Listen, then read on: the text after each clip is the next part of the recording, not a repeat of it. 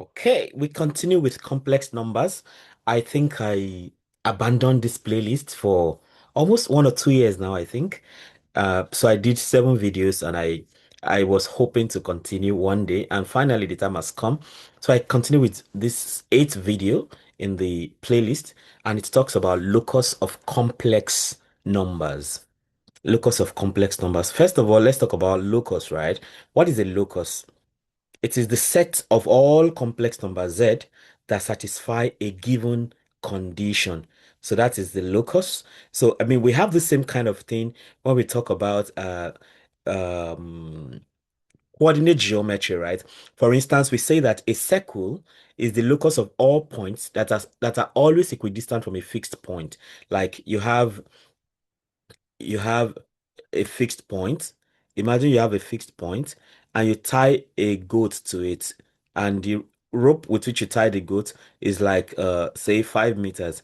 So every every distance 5 meter that you can make from this fixed point, if you 5 meter, 5 meter, 5 meter, if you keep going like that, you end up connecting all the points and it gives you a circle. And that is why a circle is the locus of all points equidistant from a fixed point. Okay, so a locus is the set of all complex numbers z that satisfy a given condition.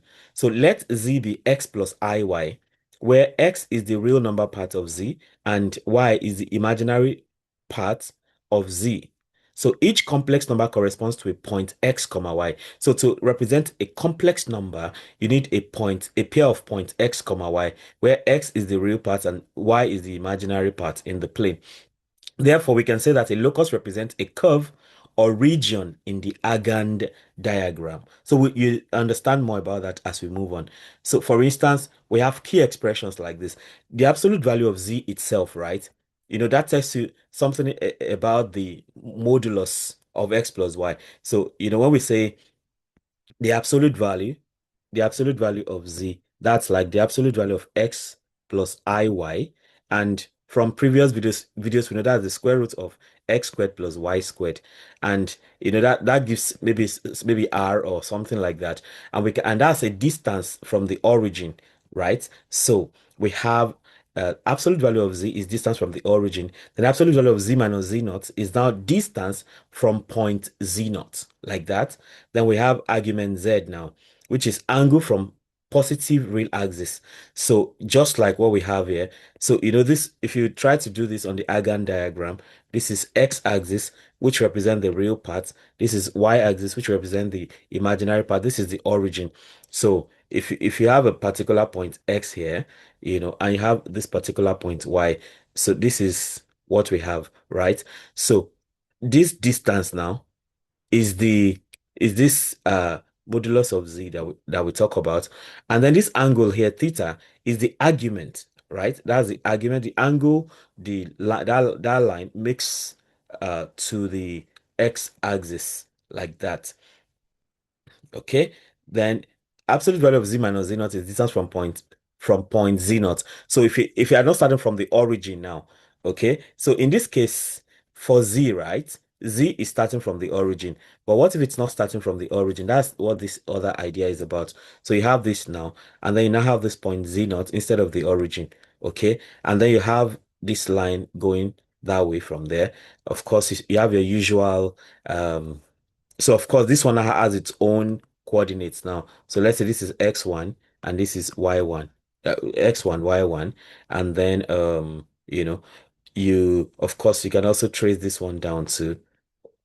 So this is say x2 and then this is y2. So in this case now, then of course this is your theta, like that. So now instead of starting from the origin, this is starting from here. And this represents the absolute value of z minus z naught. The absolute value of z minus z naught will now be this. Now this is absolute value of z, you know, minus z naught. That's what this represents, like that.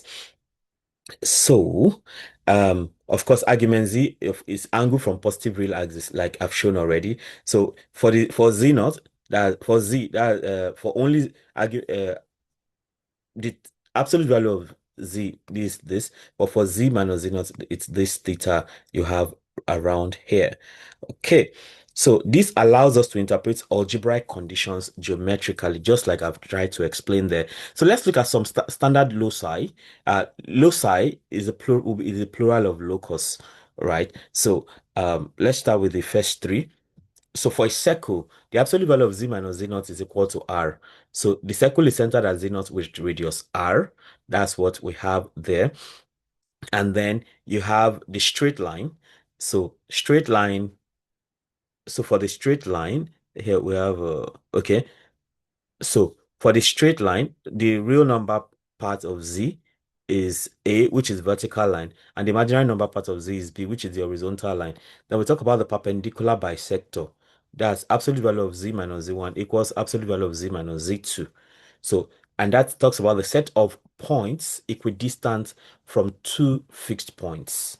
And then we have the argument, argz, which is theta, which I talked about just the other time. So it is a straight line through origin at angle theta. So argz equals theta, that's straight line through origin at angle theta. We are going to see all of this. Now, look at example 1. So you want to find the locus of absolute value of z minus 1 plus I equals z.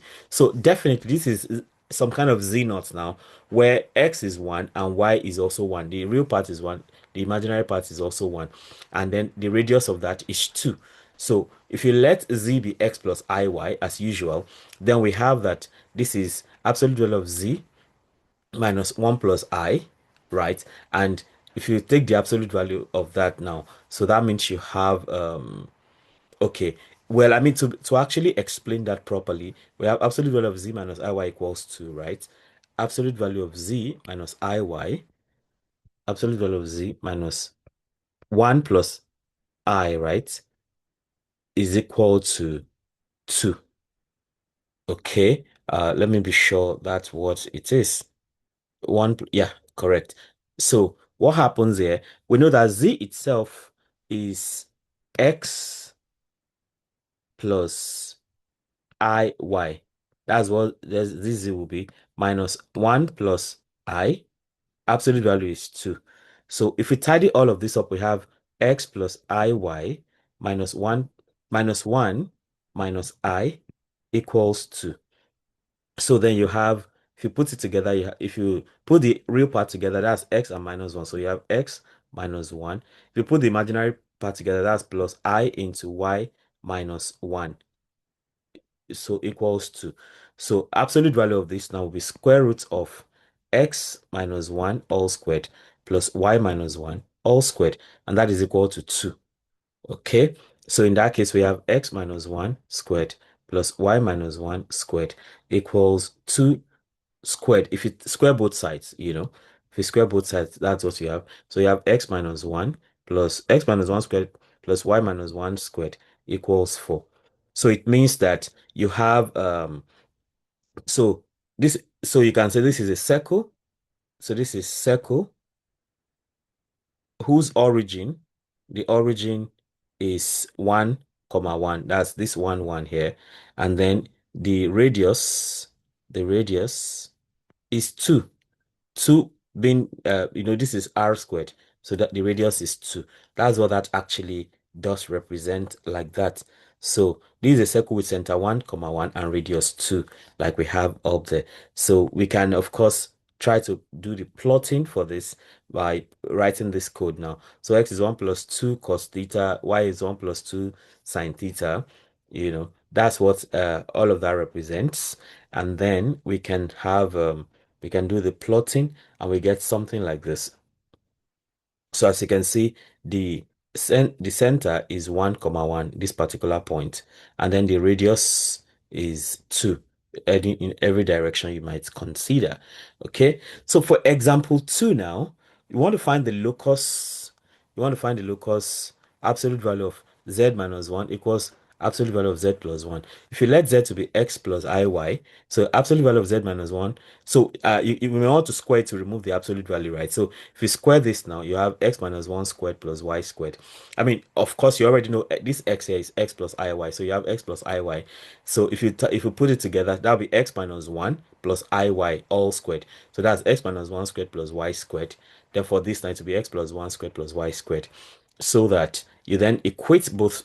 You have x minus 1 squared plus y squared equals x plus 1 squared plus y squared. So y squared automatically cancels out. So you then try to tidy this up. You have x squared. So expand this. You have x squared minus 2x plus 1. This is x squared plus 2x plus 1. Then y squared is already gone, right? So x squared also cancels out here. So you then have you know, plus one minus, if you add, subtract one from both sides, this will go, and then x squared from both sides, this will go. So you have minus 2x equals 2x. That means minus 2x minus 2x equals 0. That's minus 4x equals 0, meaning that x is equal to 0, like that. So in this case, we because x is 0, that means that the locus is the imaginary axis. Okay, because we only get even the real part does not exist. So the locus will be the imaginary axis for this kind of thing. So in example 3 then, for example 3, we have this, that we want to find the locus of the argument z, the axis is pi over 4. Pi over 4 in radian is 45 degrees, right? So if we let z be x plus iy, then the argument z represent the angle that the line segment from the origin to z makes with the positive real axis. So when axis is pi over 4, it means the complex number z lies on a ray originating from the origin at an angle of 45 degrees to the positive real axis. So for this condition to hold, we must have that y is equal to x, because generally speaking, in previous videos we already know that arctan arctan of theta will always be is it arctan of theta now? Or better still, we can say that tan y over x is equal to theta, right? Yeah. I'm trying to be sure of this now. Yeah, based on, yeah, we can even do it from here. Based on this, and this is y. Opposites, opposite over adjacent. Yeah, y over x. Okay. So tan theta is equal to y over x. So if tan theta is pi over 4, tan theta is y over x, right? So, and we now have tan pi over 4 equals y over x. Tan pi over 4 means tan 45. Tan 45 is 1, and that is y over x. So if you cross multiply, that means simply y is equal to x. And the only case where y is equal to x is the straight line starting from the origin and cutting through like that, angle 45 degrees. So I'm going to demonstrate that quickly in Desmos to actually talk about what I mean. So y equals x, right? So we have y is equal to, okay, we have x in short. This means, or if you like, you can still say y is equal to x. So it means it is this straight line that cuts the origin, that divides this part into two halves, and it goes on like that. So 45 degrees. So y is equal to x in that sense, as you have seen from here already. And that is what this is telling us. Okay, so for this condition to hold, you must have y equals x, and x must be greater than 0, since the principal argument is typically taken in the range minus pi to pi.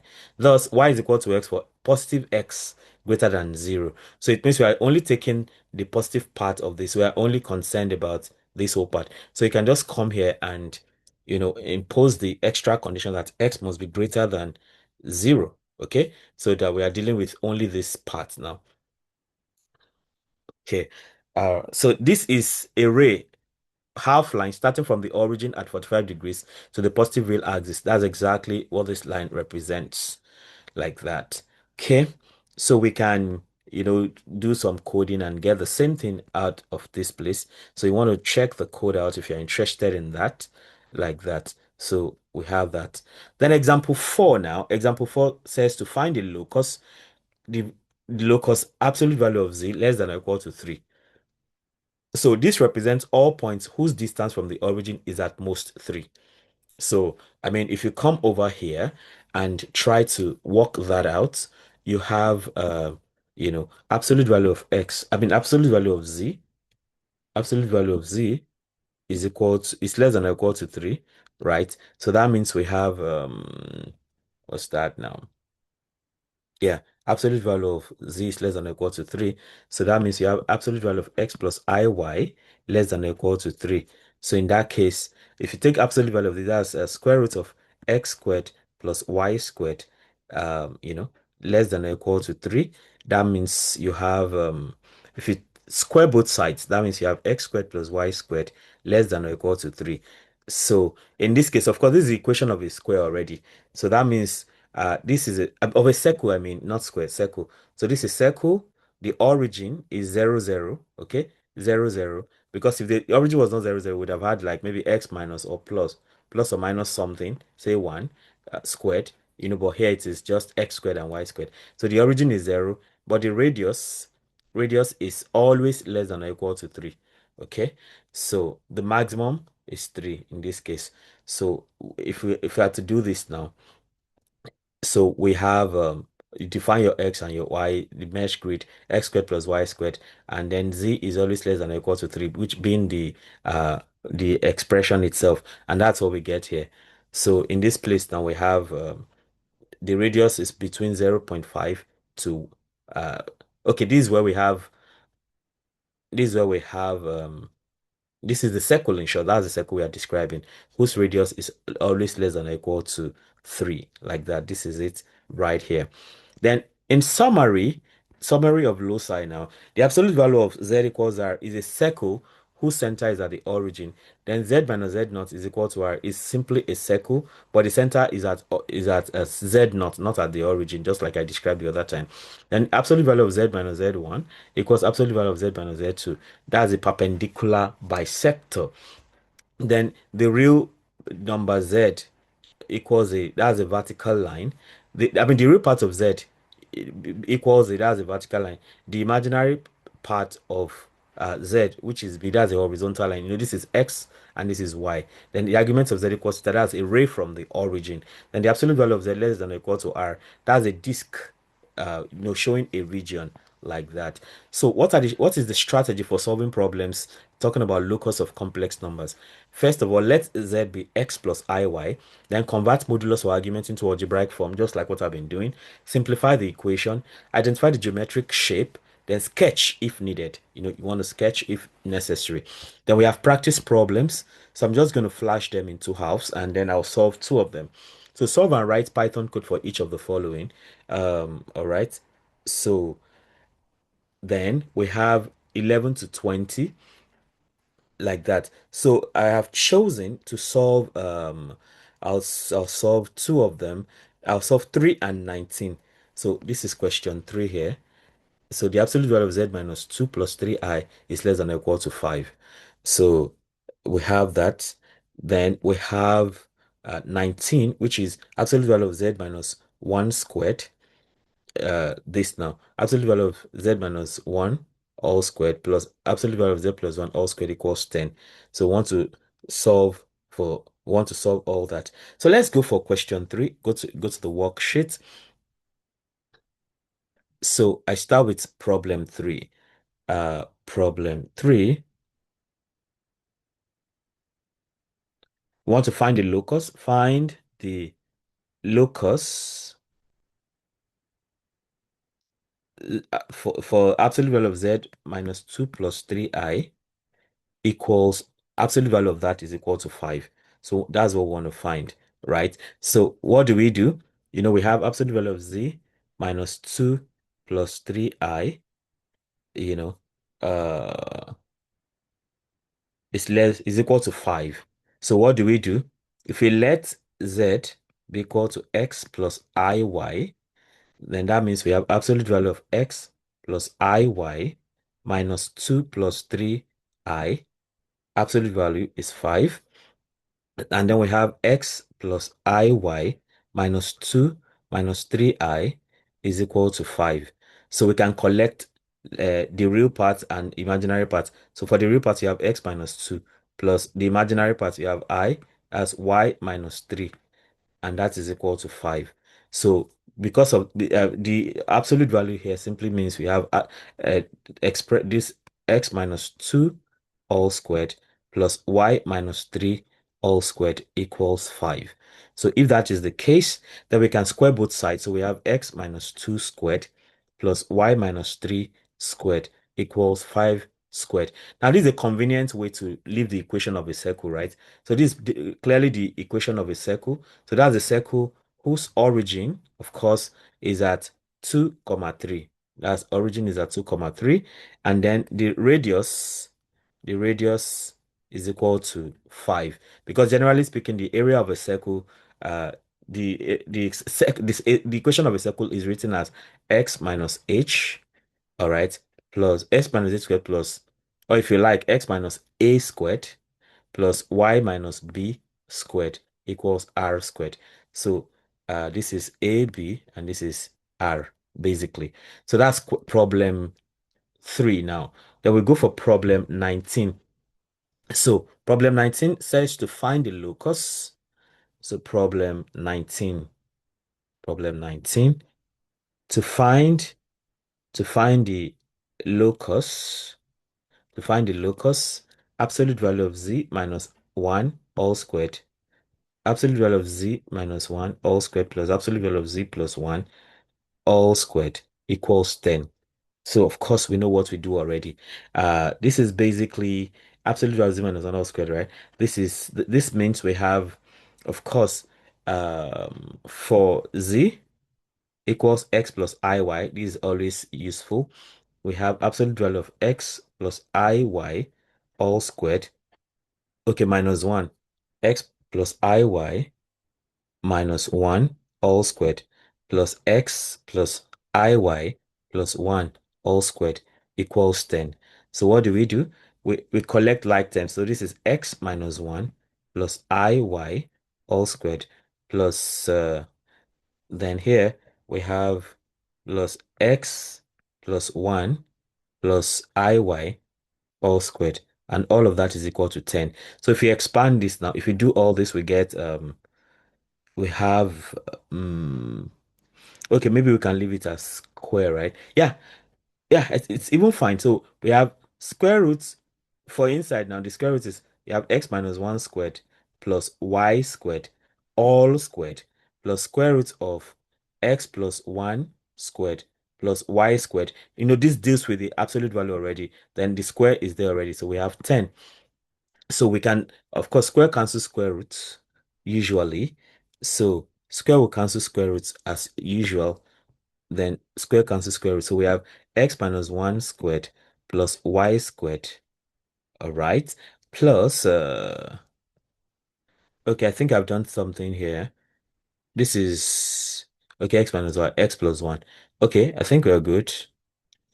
Yeah, we're good. So it's minus 1 here. Yeah, I mean, it's taken care of. So x minus 1 squared plus y squared plus x plus 1 squared plus y squared equals 10. All right. So that we then have, so we tidy up everything. So we have, if you expand this now, this is x squared minus 2x plus 1 plus y squared.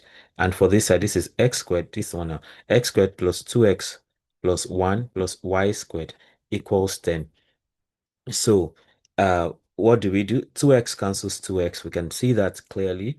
So, x squared plus x squared, that's 2x squared. 1 plus 1 is 2.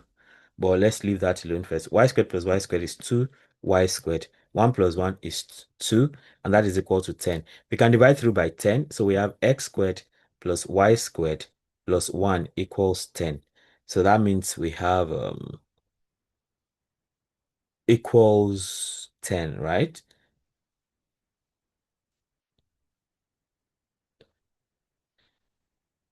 Yes, equals 10. Ah, okay, we are dividing through by 2, sorry. This is 5, I was wondering. This is 5, so we now have x squared plus y squared equals 5 minus 1. So that means x squared plus y squared equals 4. So clearly, this is a circle.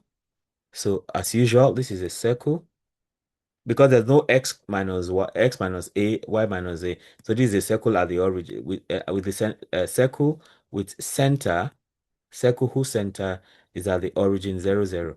Is that what I've been doing? So it's circle center. The center is 2, 3, not the origin. Maybe that's also fine. Yeah, origin is 0, 0, yeah. Let me just say center, right? Circle whose center is 0, 0. I think that's a better way to put it. That's a better. Yeah, let me just leave it. So I can say origin, but I think I prefer center. So the center is 0, 0, and then the radius is equal to 2.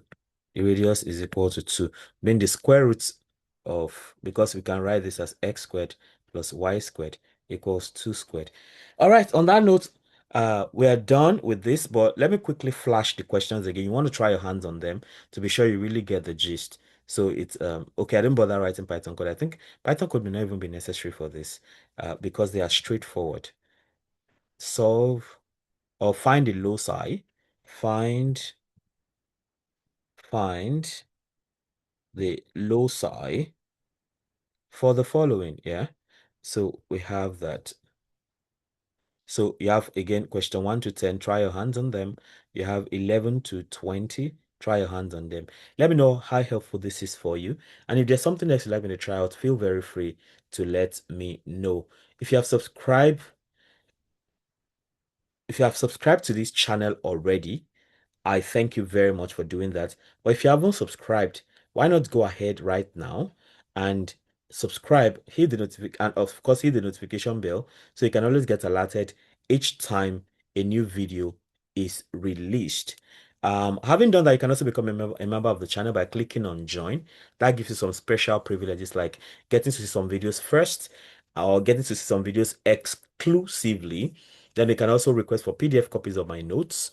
You can, of course, hang out with me either physically if you're in the same geographical location at any point, or we can also hang out on virtually to discuss whatever interests you on my channel, be it mathematics, data analysis, data science, machine learning, scholarships, writing books, whatever, or even making YouTube videos, whatever you want to discuss. We'll be glad to do all that. Ultimately, don't forget to comment, like, share so that more people can have access to the great content I have going on here. Until I see you again, keep doing maths right. Bye.